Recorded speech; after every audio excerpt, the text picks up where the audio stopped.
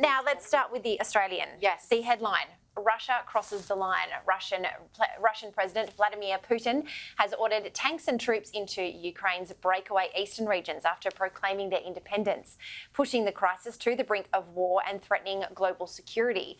The Russian designation of Donetsk and Luhansk, and independent states, and deployment of a peacekeeping force came in a 65-minute televised national address in which Mr. Putin laid claim to Ukraine as a country created by Russia. Mr. Putin used his address to accuse Ukraine of becoming a failed state and a puppet of the West, as the Russian leader sent troops into the Moscow-backed territories in defiance of US and European warnings. He accused authorities of persecuting Russian speakers and preparing a blitzkrieg against the separatist regions, which he vowed to protect with Russian forces.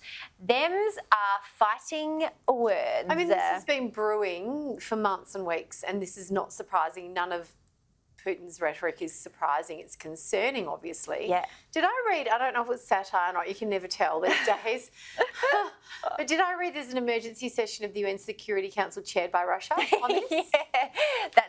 Yeah, I'm sorry. Meanwhile, things are happening in Munich when we've got Kamala saying just words. It's like a scene from Wag the Dog, war is show business, that's why we're here. I mean, it is almost laughable that the way that this seems to have been orchestrated, and the way that, we more broadly, we sort of nod and wring our hands at these things when they've been playing out in slow motion before us. Yes. And the reality of it is that on the ground, lives will be lost, and on the ground, people's lives will be shattered. I mean, I don't know if you saw the pictures during the week of Russian Christians playing in the snow. Like, that's their reality.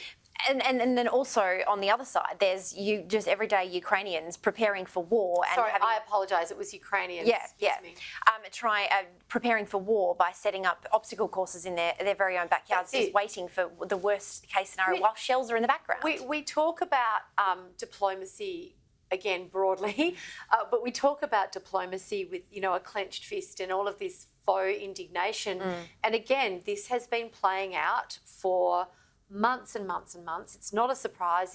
This is an incredibly tenuous situation, and I don't know. I just get the feeling that we as a global community, we turn our eye to the things that are convenient to turn our eye to. I mean, who's going to step in? Nobody wants escalate. I'm not suggesting anyone wants to escalate conflict. Nobody wants to, but the price of peace is often conflict, isn't it? Yeah, and I think it's very worrying when China then decides to chime in. Cheer from the sidelines. Yes. Hey, surprise. Yes, very, very shocked.